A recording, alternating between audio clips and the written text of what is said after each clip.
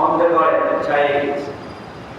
মানুষের মধ্যে নাই মানবতা, মানুষের মধ্যে নাই সামাজিকতা, মানুষের মধ্যে নাই ভালোবাসা, মানুষের মধ্যে নাই ন্যায় পার্থক্য করার ইতালিক জ্ঞান মানুষ আজকে পড়িয়ে গেছে। কোনটি ন্যায়, কোনটি অন্যায়, কোনটি ভালো, কোনটি মন্দ, কোনটি জায়েজ, কোনটি নাজায়েজ, কে আপন কে পর, আজকে মানুষ সব বলে গেছে। ঠিক কিনা বলেন?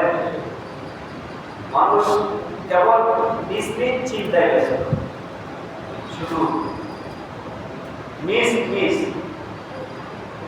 আর কারো চিন্তা করে না। আজকে মানুষ যেন কেমন একটা হয়ে গেল, কিছু পানির চাইতে খারাপ হয়ে গেল। জঙ্গলে কিছু পানি মনে হয় না আরো ভালো আছে, মানুষ যেন তার চাইতে বেশি খারাপ হয়ে গেল। একেবারে ব্যক্তি জীবন থেকে শুরু করে পারিবারিক জীবন, সামাজিক জীবন, রাষ্ট্রীয় জীবন, আন্তর্জাতিক জীবন, জীবনের প্রত্যেকটি ক্ষেত্রে কোথায় গেল আজকে কি শান্তি নাই? ঠিক না? যেখানে নিজের বাপ, আপন নিজের যা সন্তান, কোনটা সন্তানের দিকে যদি পুনর্নজর দেয়, আপন বাপ যদি জন্মদাতা বাপ যদি নিজের মেয়ের দিকে পুনর্নজরে তাকায়, ভাই বোনের দিকে যদি পুনর্নজরে তাকায়, মা সন্তানের প্রতি যদি পুনর্নজরে তাকায়, সন্তান মার দিকে পুনর্নজরে তাকায়, তাহলে আমরা কোন যুগে কোন সমাজে বসবাস করি? এই সমাজ তো জাহিলিয়াতের সমাজের চাইতে খারাপ হয়ে গেছে। কি শিখিরা বলে, জাহিলিয়াতের যে সমাজ, আল্লাহ নবীর আগমনের আগে যে সমাজটা ছিল সেটা জাহিলিয়াতের সমাজ।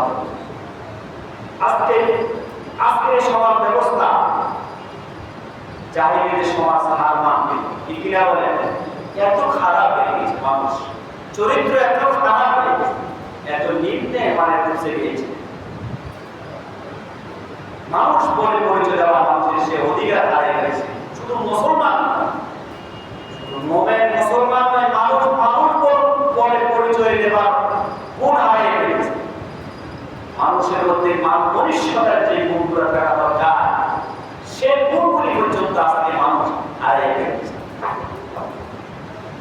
এজন্য আমাদের নজর খারাপ হয়ে গেছে, আমাদের দৃষ্টি খারাপ হয়ে গেছে, আমাদের বিবাহ আছে, বিবেচনা নাই, আমাদের শক্তি বোধ শক্তি আমরা হারিয়ে গেছি। আমরা কেমন একটা ভালো করতে, আমাদের মধ্যে নাই ধর্ম, নাই ইসলাম, নাই মানবতা। এই জন্য আল্লাহ রাসূল বলছে 60টার গুণ থেকে তোমরা বেঁচে থাকো। কয়টা গুণ? 4টা গুণ। 1 নাম্বার কুকথা বলা, 2 নাম্বার কুকথা শোনা, 3 নাম্বার কুকাজ করা, 4 নাম্বার কুকথা বলা। এই 4টা গুণ থেকে নিজেকে হেফাজত করে রাখতে হবে। আপনি যদি কুকথা বলা থেকে নিজেকে হেফাজত করতে পারেন, কুকথা শোনা থেকে যদি নিজেকে হেফাজত করতে পারেন, কুকথা বলা থেকে যদি নিজেকে হেফাজত করতে পারেন, কুকাজ করা থেকে নিজেকে যদি হেফাজত করতে পারেন, অবশ্যই আপনি দুনিয়ার সকল বেদনা বাধা থেকে, গুনাহের কাছ থেকে, জেলা ব্যবসার থেকে, অন্যায় থেকে আপনি অবশ্যই নিজেকে সেভ করে রাখতে পারবেন। এই যে দেশের মধ্যে যে জেলা ব্যবসা হচ্ছে, দর্শন হচ্ছে, এগুলোর কোন কারণ কি? 1 নাম্বার কারণ হচ্ছে কুকথা বলা, খারাপ কথা বলা। কি কারণ? খারাপ কথা বলা। মুখ দিয়ে যা আছে তা বললাম, জবান দিয়েছে আল্লাহ, এই জবান দিয়ে যা আছে তা বললাম।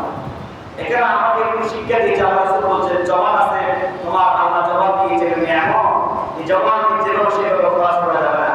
সমস্ত কুকা কথা বলা থেকে, আবল তাবল কথা থেকে, ফালতু কথা থেকে, গুনাহের কথা থেকে তুমি নিজের জবানকে হেফাজত করো। ঠিক কিনা বলেন? এই মুখ দিয়ে সবসময় ভালো কথা বলতে হবে, খারাপ কথা বলা যাবে। 2 নাম্বার কথা শোনা, বিভিন্ন অশ্লীল গান বাজনা, অশ্লীল কথাবার্তা নিজের কান দিয়ে শোনা যাবে না। কোনো জায়গার মধ্যে অশ্লীল কাজ চলে, অশ্লীল কথাবার্তা হয়, যদি কান আসে ওই কান দিয়ে অশ্লীল কথা শোনা যাবে না। বলে 3 নাম্বার কাজ হচ্ছে কুকাজ দেখা। এই 2 নয়ন, এই 2 শক্তি ছাড়া কত বড় এমন এই শক্তি আপনি যে মানুষের মধ্যে দেখতে পাবেন না, ঠিক কিনা বলেন? আপনি কি দেখেন? গরু যা দেখে, ছাগলে যা দেখে, মহিষে যা দেখে, মানব জাতি তা দেখতে হবে। বন জঙ্গলের হিংস্র প্রাণীরা যা দেখে, এদেরও তো 2টা চোখ আছে, আমাদেরও 2টা চোখ আছে, কিন্তু এরা যেভাবে দেখে ভালোভাবে, যেভাবে দেখে আমরা কি তাহলে দেখতে হবে? আমরা নাগাহীনভাবে দেখতে হবে না, নাগাহীনভাবে চলতে হবে না। মুসলমান নাগাহীনভাবে দেখতে পারে না, নাগাহীনভাবে চলতে পারে না। মুসলমান আত্মসমর্পণকারী একজন জাতি, মহানগরের কাছে হিসাব উপায় করে কিনা বলে আমার দেখার মধ্যে যাতে কোনো গুনার কাজ না হয়, সেই জন্য আমি সবকে আমার নজরকে হেফাজত করতে হবে। সুবহানাল্লাহ। এই জন্য আল্লাহ বলছে সাবধান থাকো। ইয়াউমা তাশহাদু আলাইহিম আলসিনাতুহুম ওয়া আইদিহিম ওয়া আরজুলুহুম বিমা কানু ইয়ামালুন। আল্লাহ তাআলা মানুষের সাবধান করে বলছেন, খবরদার কথা বলতে সাবধান, সাবধান হয়ে কথা বল, না জানে না বুঝে কোনো কথা বলিও না। একদিন তোমার ব্যাপারে তোমার চক্ষু, তোমার জিহ্বা, তোমার হাত পা কেমন হয়ে যাবে, তোমার বিরুদ্ধে সাক্ষ্য দিবে। তোমার বিরুদ্ধে এই সমস্ত অঙ্গপ্রত্যঙ্গ সাক্ষ্য দিবে। চোখ তোমার বিরুদ্ধে সাক্ষ্য দিবে, কান তোমার বিরুদ্ধে সাক্ষ্য দিবে, জবান তোমার বিরুদ্ধে সাক্ষ্য দিবে, হাত তোমার বিরুদ্ধে সাক্ষ্য দিবে, পা তোমার বিরুদ্ধে সাক্ষ্য দিবে, শরীরের প্রত্যেকটি অঙ্গ তোমার বিরুদ্ধে সাক্ষ্য দিবে। সেই দিন এই দেহ তো আমার নয়, এই দেহ কার? আল্লাহ। এই জন্য কথা বলতে হলে আমাকে হুঁশিয়ার হয়ে কথা বলতে হবে। তাহলে কয়টা কুল থেকে আমাকে বাঁচতে হবে? 7টা কুল থেকে বাঁচতে হবে। এই 7টা কুল থেকে যদি আমরা বাঁচতে পারি, তাহলে আমরা দুনিয়ার সমস্ত গুনাহ থেকে বাঁচতে পারবো। আমিন বলে। আজকে যারা ভেবেছেন দর্শন চাই গেল, আজকে মানুষের নজর এত খারাপ হয়ে গেল, এই কুনজর থেকে মায়ের গর্ভে 1 বছর, 2 বছর, 3 বছর, 5 বছর, 7 বছর পর্যন্ত মায়ের সন্তান এই কুনজর থেকে হেফাজত করা যাচ্ছে না। 7 বছর, 8 বছরের, 9 বছরের কন্যা শিশু দর্শিত হচ্ছে। আমাদের নজর কত খারাপ হয়ে গেল, আমাদের দেমাগ কত খারাপ হয়ে গেল, আমরা কত নিম্নমায় চলে গেলাম। আমার থেকে একজন কন্যা শিশু 10 বছর কন্যা শিশু বাঁচতে পারে না, আমি তাকে দর্শন করি। 7 বছরের কন্যা শিশু বাঁচতে পারে না, 5 বছরের কন্যা শিশুর প্রতি আমার নজর যাচ্ছে, আমার নজর যাচ্ছে, আমি তাকে দর্শন করে নিজের জবান ফুটা নিতে যাই, এই মেয়েদেরকে আমি দর্শন করি, আমি নাউযুবিল্লাহ বলি। তার নজর কি ভালো না খারাপ? খারাপ না ভালো? কত নিম্নমানের চরিত্র হলে আমরা এত অবহেলা যাইতে পারি। আমাদের কাছে আজকে 5 বছরের সন্তান নিরাপদ নয়, আমাদের কাছে আজকে 7 বছরের সন্তান নিরাপদ নয়, আমাদের কাছে আজকে 10 বছরের সন্তান নিরাপদ নয়। কার কাছে নিরাপদ থাকবে?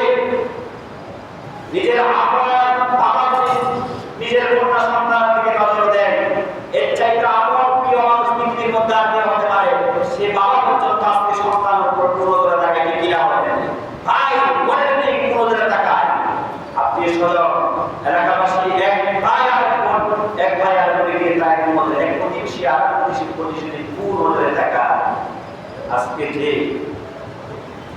অবস্থা শুধু হলো, এই অবস্থা যদি চলতে থাকে, আল্লাহর কসম এমন ভাবে আসবে, এই পাপিষ্ঠদের কারণে নেককার বান্দা পর্যন্ত জমিনে আল্লাহর গজবের শিকার হয়ে যাবে, ঠিক কিনা বলেন? যখন পাপীরা পাপ করতে থাকে, আর যদি সেখানে ভালো ইমানদার আল্লাহওয়ালা ব্যক্তি থাকে, আর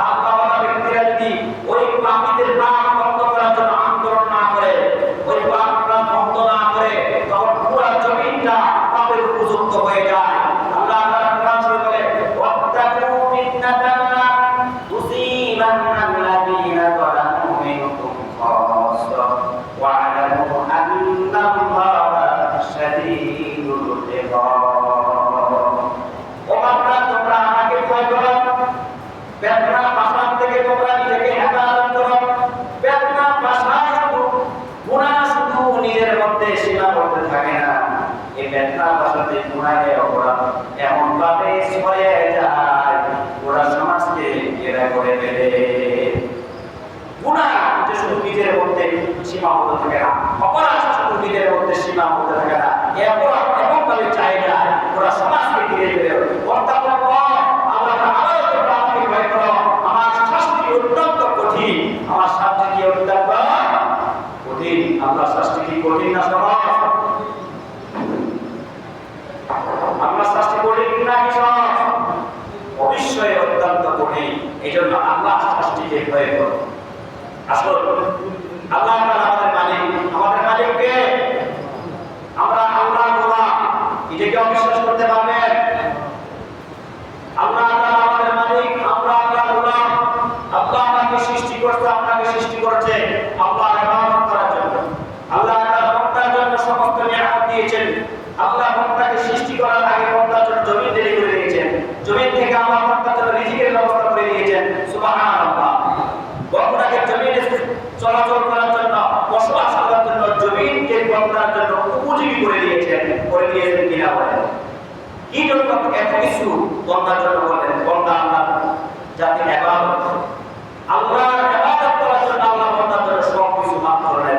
আল্লাহর হক আল্লাহ আদায় করলেন, বান্দা কিন্তু আল্লাহর হক আদায় করে না, ঠিক কিনা বলেন?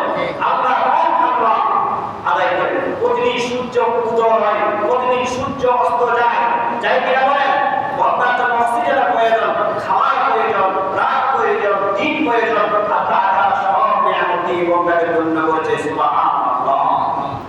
সৃষ্টির এই কারখানা চলতেছে, রাতের পর দিন আসছে, দিনের পর রাত আসছে, মাসের পর মাস যাচ্ছে, বছর পর বছর আসছে, এভাবে কেমন পর্যন্ত আল্লাহর এই সৃষ্টির কারখানা চলতে থাকবে? তাকে কিনা বলেন? আল্লাহ এত কিছু দিয়ে আমাদের জীবনকে ধন্য করা একটাই মাত্র, আল্লাহ ইবাদত।